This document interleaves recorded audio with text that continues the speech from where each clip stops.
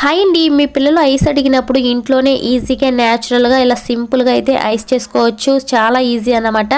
దీనికోసం నేను పావు లీటర్ పాలు పోపించుకొని ఎట్లాంటి చక్కెర లేకుండా ఇలా చక్కగా మరిగించుకున్నాను. మరిగించుకున్న తర్వాత బూస్ట్ ప్యాకెట్ తీసుకొని ఇలా కట్ చేసుకొని దీని నిండా పాలైతే నింపేసుకొని స్పూన్ సహాయంతో బూస్ట్ అంతా మెల్ట్ అయ్యేలాగా బాగా కలిపేసుకోవాలి. సేమ్ ఇదే విధంగా ఈ 3 ప్యాకెట్లకు కూడా నింపేసుకొని ఇందులో మనకు స్టిక్స్ కావాలి కాబట్టి నేను స్టిక్స్ కూడా బయటతో కొనుక్కోలేదండి. ఇంతకుముందు మా ఊర్లో మా పిల్లలు ఐస్ కొనుక్కున్నారు. ఆ స్టిక్స్ అయితే నేను వాష్ చేసుకుని దాచిపెట్టి పెట్టాను.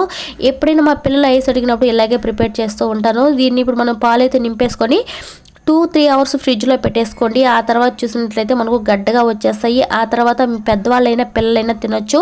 చాలా బాగుంటాయండి. చాలా టేస్ట్ అండ్ చాలా చాలా హెల్దీ.